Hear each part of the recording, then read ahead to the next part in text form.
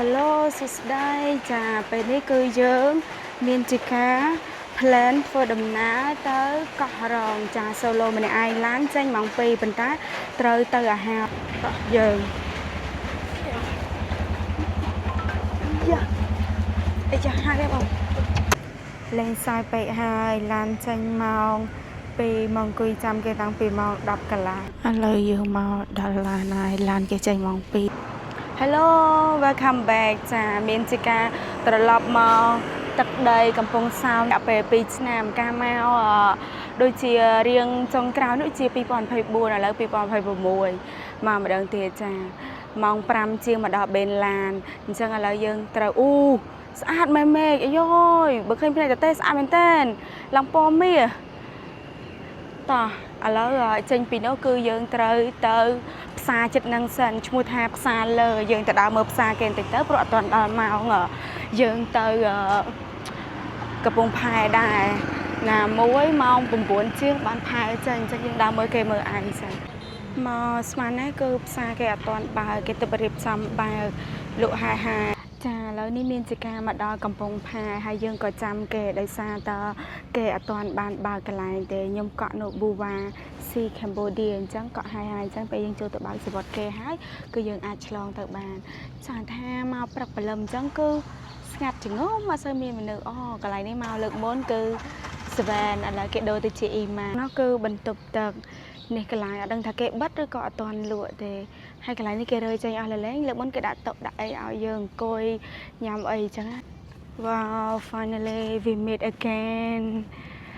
ឥឡូវនៅក្នុងរដូវកាល low season ដែរអញ្ចឹងទៅតម្លៃសវត្តអីធូរថ្លៃ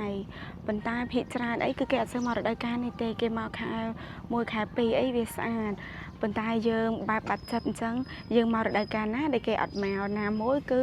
យើងអត់សូវចង់បានមនុស្សច្រើនដែរអញ្ចឹងណាគេមានជាកន្លែងលក់អីដែរប៉ុន្តែអ្នកលក់ប្រហែលជាអត់ទាន់បើកលក់អីមើលទៅនេះកន្លែងយើងរងចាំគេមានច្រើនកន្លែងធំទូលាយចាំថាព្រឹកអញ្ចឹងហើយនៅមានអ្នកចេញទៀតណាឥឡូវកន្លែងគេលក់សវត្តបើកទ្វារហើយអញ្ចឹងប្រហែលជាត្រូវយកអីវ៉ាន់ទៅផ្ញើគេសិនទៅផ្ញើអីវ៉ាន់នឹងគេសិនហើយយើងទៅមុខកន្លែងគេលក់អីបន្តិចទៅដល់មើលគេមើលឯងទៅ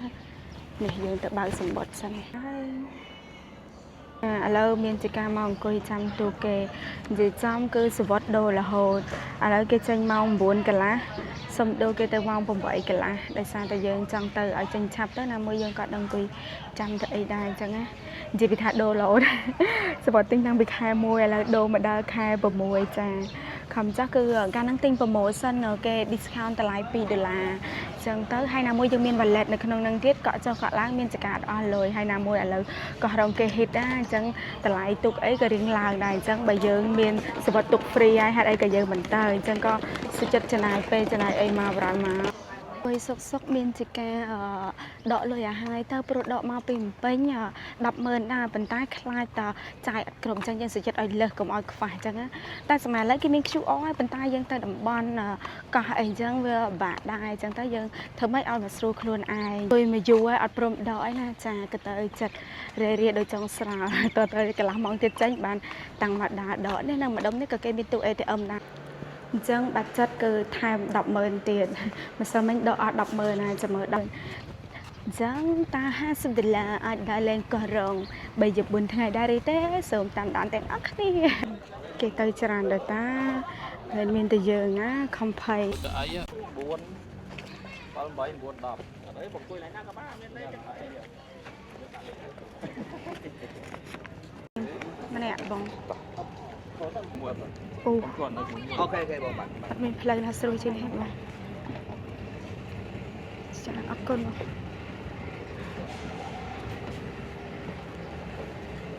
លើផ្លូវនេះគេមានជាអាវពោងឲ្យយើងបើយើងការពារនិយាយចំខែនេះខែភ្លៀងអញ្ចឹងទៅបើយើងពាក់ក៏រៀងសុវត្ថិភាពខាងទីទូយោឥឡូវពេលជិះមានអារម្មណ៍ថា fresh មែនតើមានទេសភាពស្វាគមន៍មកកាន់កោះរ៉ងចា finally we meet រងសម្លឹមអញ្ចឹងមានន័យថាមកកោះរ៉ងនេះគឺជាលើកទី1ដែរភាពផ្លូវចូលស្វាគមន៍ជីវិតអ្នកកោះលេងសើចស្ងាត់មកដល់កោះឥឡូវយើងទៅ check in សិនប៉ុន្តែប្រហែលជាគេអត់ឲ្យ check in ទេស្មើនឹងប៉ុន្តែយើងទៅផ្ញ ញើកាបូបឲ្យចាំដើមមើលជំវិញកោះកេសិននេះគឺជាផ្លូវចូល hostel លេងសើចពេកហើយដូចជា adventure ពេកហើយចាពេលដែលយើងប្រាប់ថាយើងមក relax ហើយដែលពិតប្រកបលេងសើចពេកហើយមក relax no មកបង្កើនសាច់ដុំជើងយ៉ាមកក៏រងស្វែងរកទីតាំងដែល relax មែនទេចាសូមណែនាំនៅជាតើដៃនេះពីថ្នាក់ទៀតអស់ហើយលទ្ធផលមក relax បាច់ញើសខ្ចាយបន្ទាប់ពី check in ហើយយើងអាចទៅ check room បាន view room tour តម្លៃ$8.91 ក្រេ4ស្រីសតតែបើយើងយកមិចដូចជាតម្លៃរៀងធូរជាងនឹងឯ4-5រៀលបន្ទប់ទឹកគឺនៅក្នុងសម្រាប់ចាត់ទៅរកបាយមានចកាដើរ3ជុំទៅប្រំតបានកាទៀវមួយចានហូប៊ីសួរនៅកោះរងបាក់ចាលេងសើចពេកហើយមកដល់កោះរងនំប៉័ងមកកញ្ចប់ហើយនឹងស្ទីងមកកៅមើល view គេផងមិញមានជាការសួរអីម៉ូតូដែរក៏ថា24ម៉ោងក៏យក10រៀលបើត្រឹមល្ងាចក៏យក35,000អញ្ចឹងស្អែកចាំយើងសួរម៉ូតូជិះទៅភូមិព្រែកស្វាយ explore កោះរងថ្ងៃនេះយើងមកដល់យើងគ្រាន់តែ chill មើលបរិយាកាសជីវិតនេះមាន10ឆ្នាំប្រហែលដងដើរមាត់ឆ្នេរតែម្នាក់ឯង review ការហូបស្ទីងនៅកោះរងលេងសើចពេកហើយមួយម៉ាត់កោះរងពីរម៉ាត់កោះរងចុះបើយើងបានមកកោះរងហេតុអីមិនត្រូវថាកោះរងពិតប្រាកដអត់មួយកៅបើកំប៉ុង5,000ចង់ផឹកស្ទីងតែផឹកស្ទីងនៅកោះរង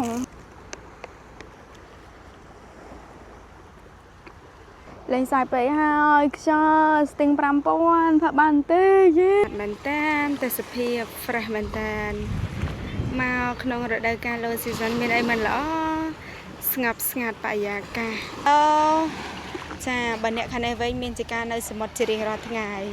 មានជាការ enjoy life សាហាវស្វាគមន៍មកកាន់ពេលល្ងាចចាមកដល់លេង no មកដេក yes មានជាការមកដល់ check in ហើយដេកហើយដើរមើលហើយដេកទៀតឥឡូវទៅតាមផ្លូវនេះឥឡូវម៉ោង5ជាងទៅបញ្ចេញទៅចានេះបានជា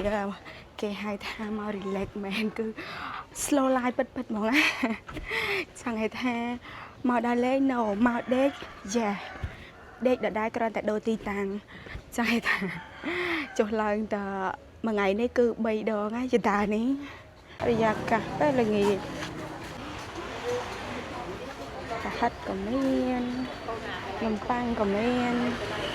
កន្លែងលក់វត្ថុអនុស្សាវរីយ៍កុំភ័យខ្លាចអត់អីហូបវាឡើងគេមានលក់ជាមួយលក់អីដែរតាបបបាញ់កាំង